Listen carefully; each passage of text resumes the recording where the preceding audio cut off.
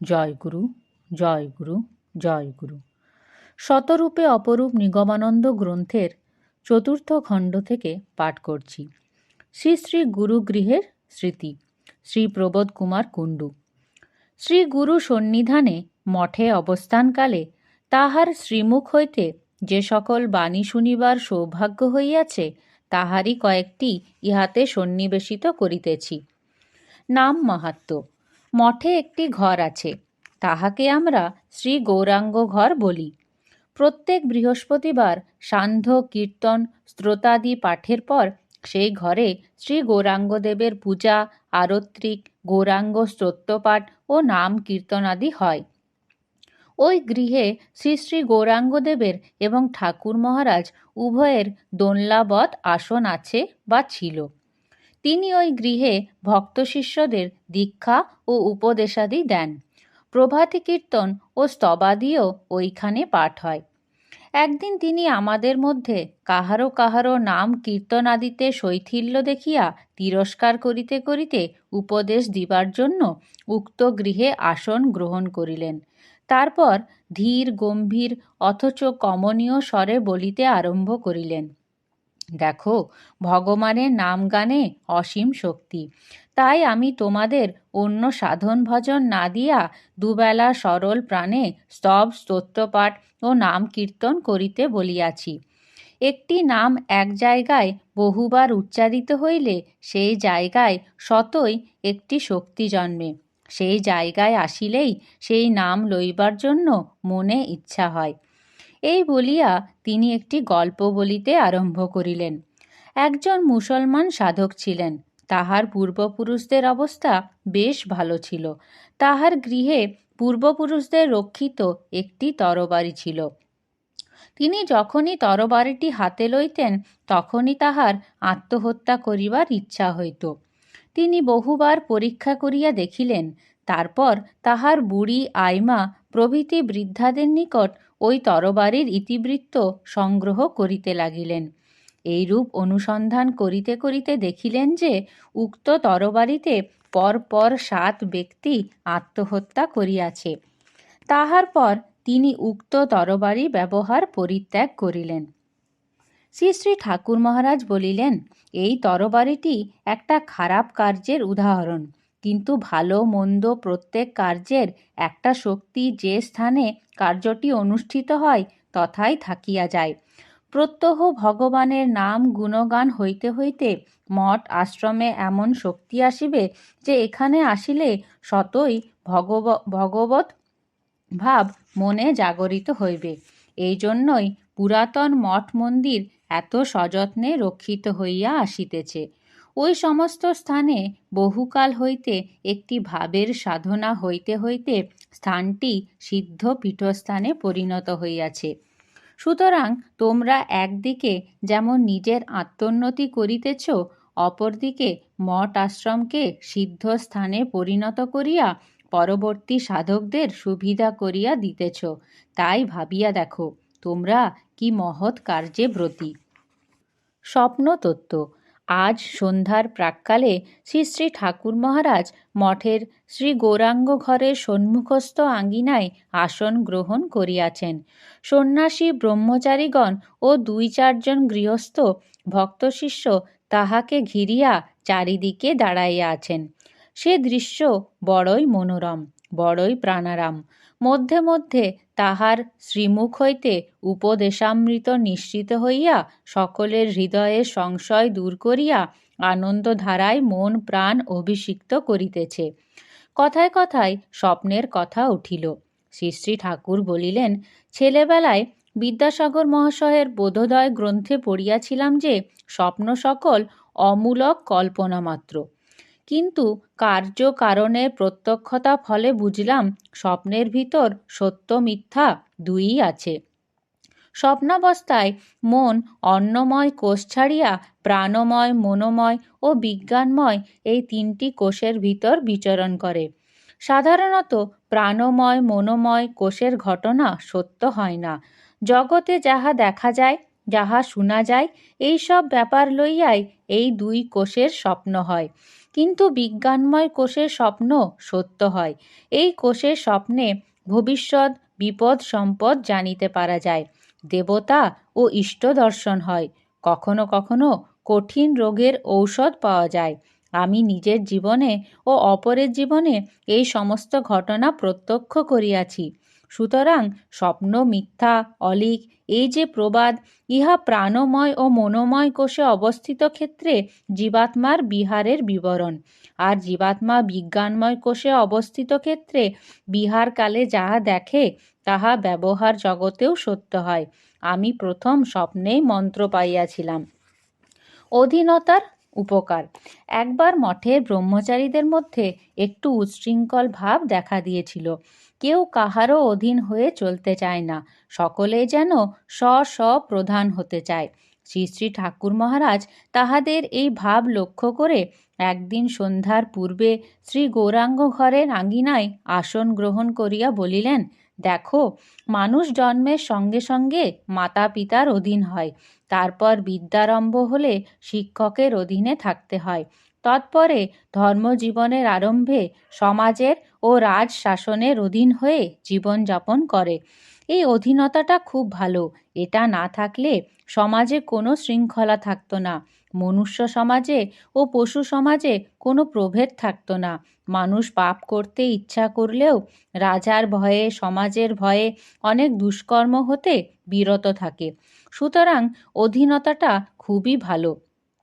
যতদিন ইন্দ্রিয় জয় না হয় ততদিন শাস্ত্র ও সমাজের অধীন হয়ে জীবনযাপন করাই কর্তব্য।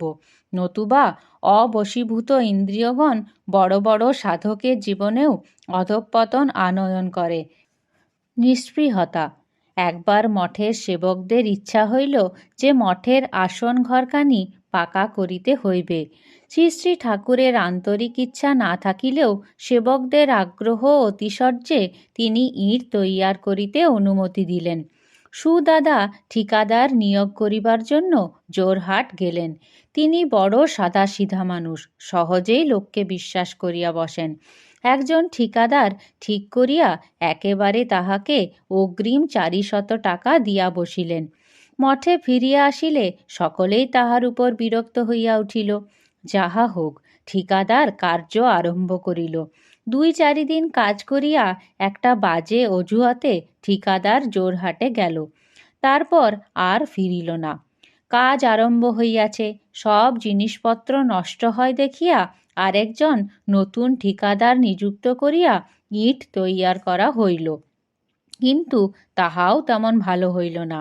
এইরূপে প্রায় 800-900 টাকা বৃথা নষ্ট হইল। সকলেই সুদাদাকে দোষ দিতে লাগিলেন।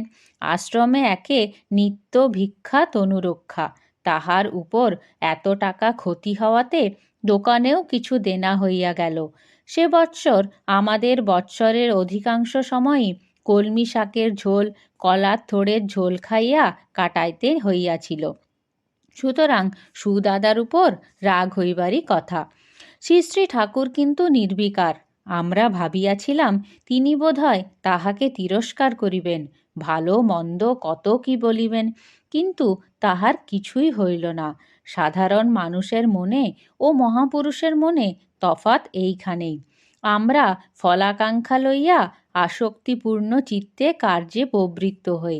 তাই কার্য নিষ্ফল হইলে ভারপ্রাপ্ত কর্মকর্তার উপর রোষ বিদ্বেষ পোষণ করি ও তাহার ফলে পদে পদে দুঃখানুবিদ্ধ হই। কিন্তু ফলাকাঙ্ক্ষা শূন্য মহাপুরুষগণের নিষ্কাম কর্মে আসক্তি না থাকায় দুঃখ হয় না। এ বিষয়ে তিনি আমাদিগকে এই বুঝাইলেন যে কাহারও উক্ত ভারপ্রাপ্ত কর্মকর্তার উপর রোষ পোষণ করা উচিত নয়, কারণ সে তার জ্ঞান বুদ্ধিমতো যথাসাধ্য কাজ করিতে চেষ্টা করিয়াছে, কিন্তু দৈব অনুকূল না হওয়ায় কার্য সফল হইল না। ইহাতে তাহার দোষ কি? গীতাতেও আমরা দেখিতে পাই, কর্মেণ্য বাধিকারস্তে মা ফলেষু কদাচন। এই ঘটনার পর শ্রী শ্রী ঠাকুর মহারাজ বাংলা ভ্রমণে বাহির হইলেন। প্রায় 4-5 মাস বাংলার শিষ্যদের বাড়ি বাড়ি ঘুরিয়া আসাম মঠে ফিরিয়া আসিলেন। তিনি সেখানে যা নূতন জিনিস পাইতেন সব আমাদিগকে দেখাইতেন। যেসব নূতন ঘটনা ঘটিত সব আমাদের ছেলেদের বলিতেন। সেবার ছোট ছোট ছেলেদের কুমার ব্রহ্মচারীদের ডাকিয়া নানা জিনিসপত্র দেখাইতে লাগিলেন। আমরাও সকলে নূতন জিনিস দেখিবার জন্য আগ্রহ সহকারে ছুটিয়া আসিলাম। জিনিসপত্র দেখাইতে দেখাইতে কতগুলি টাকা দেখাইয়া বলিলেন, এই দেখ রে তোদের সুদাদা যে টাকাগুলো নষ্ট করেছিল আমি তা নিয়ে এসেছি। সেবার শ্রী শ্রী ঠাকুরের সঙ্গে টাকার পরিমাণ একটু বেশি ছিল। আমরা কথাটা শুনে বুঝলাম আমাদের শিক্ষা দেবার জন্যই ঠাকুর আজ এই অভিনয় আরম্ভ করেছেন। তারপর যাব আয়েগা ছাপ্পার ফাড় কে আয়েগা বলিয়া একটি গল্প বলিতে আরম্ভ করিলেন। কোনো দেশে এক দরিদ্র নিষ্ঠাবান ব্রাহ্মণ ছিলেন। তিনি কোনো রকমে সদাচার পালন করিয়া ভিক্ষান্নে উদরপূর্তি জপ ব্রতাদি অনুষ্ঠানে দিনাতিপাত করিতেন। ধনাদিতে তাহার লোভ ছিল না। একদা তিনি ভ্রমণ করিতে করিতে কোনো পুষ্করিণীতে 7টি মোহরপূর্ণ কলসি দেখতে পান, কিন্তু নির্লভ ব্রাহ্মণ উহা স্পর্শও করিলেন না। রাত্রিকালে তিনি তাহার স্ত্রীর নিকট গল্প করিতে লাগিলেন যে অমুক স্থানে 7টি সুবর্ণ মোহরপূর্ণ কলস দেখিয়াছি, কিন্তু পরদ্রব্য বোধে আমি উহা গ্রহণ করিলাম না। ব্রাহ্মণী তাহাকে তিরস্কার করিতে লাগিলেন। তাহাতে ব্রাহ্মণ উত্তর করিলেন, যাব আয়েগা ছাপ্পার ফাড় কে আয়েগা, অর্থাৎ ব্রাহ্মণী সে জিনিস যদি আমার হয় তবে আমার এই ঘরের চাল ফুঁড়ে ঘরে আসবে। কয়েকটি চোর ওই সময়ে ব্রাহ্মণের ঘরে চুরি করিবার জন্য আসে এবং উহারা নিদ্রা গেল কি না জানিবার আশায় অপেক্ষা করিতেছিল। তাহারা উহাদের কথাবার্তা শুনিয়া ব্রাহ্মণ কথিত পুষ্করিণীর সন্ধানে চলিল। কিন্তু চোরেরা যেমনই একটি কলসির মুখ খুলিল অমনি এক ঝাঁক বলতা আসিয়া উহাদের দংশন করিল, কারণ 6টিতে মোহর ও 1টিতে বলতা ছিল। তখন উহারা ব্রাহ্মণের উপর বড়ই ক্রুদ্ধ হইল এবং যুক্তি করিল যে ব্রাহ্মণ যেমন উহাদিগকে ঠকাইয়াছে তাহার প্রতিফলস্বরূপ উহারা ওই বলতাপূর্ণ কলসগুলি ব্রাহ্মণের ঘরের চালের মটকা খুলিয়া রাত্রিকালে ব্রাহ্মণীর গায়ে ফেলিয়া দিবে। যে চিন্তা সেই কাজ।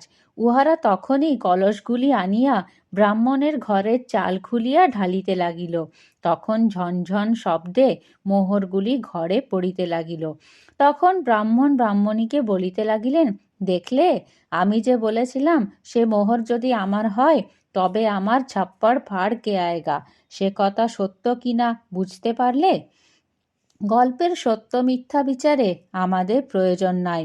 অর্থগৃধুর মতো দিনরাত অর্থচিন্তা করিলেই যে অর্থ আসে তা নয়।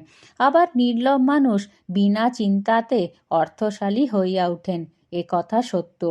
পঞ্চতন্ত্রকারও প্রাপ্ত ব্যর্থম লভতে মনুষ্য বলিয়া অনেক গল্পের অবতারণা করিয়াছেন। সুতরাং শ্রী শ্রী ঠাকুরের এই গল্প হইতে আমরা এই বুঝিতে পারি যে ফলাফলের চিন্তা না করিয়া সত্য পথে থাকিয়া কর্তব্য কর্ম করাই মানুষের উচিত। ফল যখন হবে তখন আপনি হবে। জয় গুরু, জয় গুরু, জয় গুরু।